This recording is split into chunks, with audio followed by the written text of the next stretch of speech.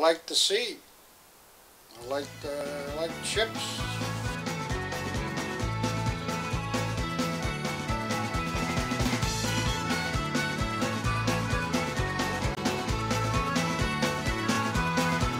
I shall fall for grace of God, where no doctor can relieve me. If I'm buried beneath the sod, but the angels won't receive me. Let me go, boys, let me go. He was in the Merchant Marines, and he's telling me every day about how cool it is, all the places he's seen. He's seen the world and get paid doing it. And he said he had a great time. He said, if you want to make a lot of money and see the world, be working on boats, that's your ticket. I was 17 then, and I was looking to get, like, you know, whatever 17-year-olds want to do, have some money and make fat cash, and it just wouldn't seem like it was a ticket right there. I put my application in. 6 months later, they said you got 30 days to come down and get your Z card and go. So I went for it, being single and no family or nothing. So I went to do it one summer, and now it's like 40 years later, it's something along the summer of my life. The thing that causes the problems here is the separation.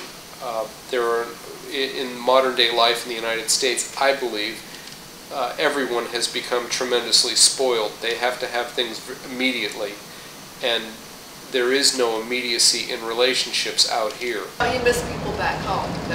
The fact that you're away from friends and family is just naturally a drawback. The hardest thing is when you're out of, you're far from your family, and you miss the fun, yeah, when you're home, when you're with your friends, with your sweetheart, stuff like that. Tomorrow's payday, huh? Oh, tomorrow? Yeah.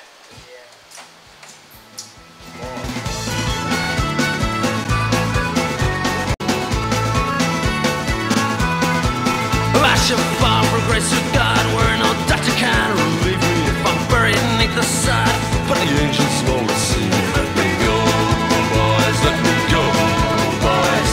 Let me go down in the mud where the rivers all are dry.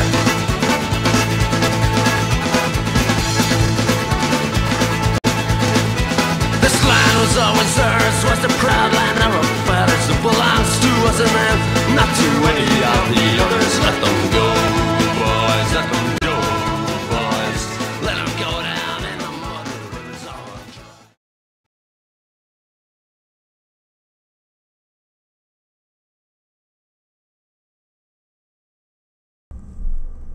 Every day, 115,000 tons of grain is shipped from the United States to 82 countries around the world.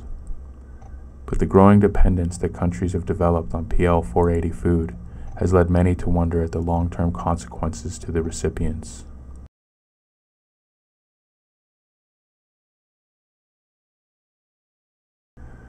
When 91% of the total aid budget at the United Nations is spent on relief aid, and only the remaining 9% is allotted for economic development projects, one has to question whose best interests are at hand in the aid business.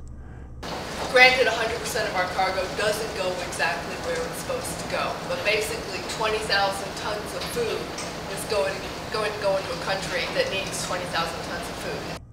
The importing of generously subsidized U.S. grain often destroys the very economy that PL-480 aimed to help. The local farmers have no way then to sell their own crops against cheaply imported U.S. relief aid. Well, obviously the people are starving, some of them. This food definitely helps, without a doubt.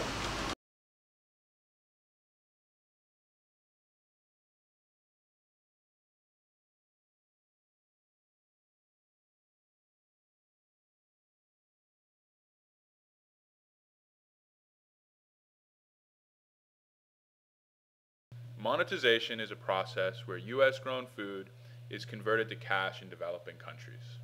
The food is grown on U.S.-subsidized farms, transported across oceans on U.S. flagged ships, and sold to developing countries by U.S. NGOs.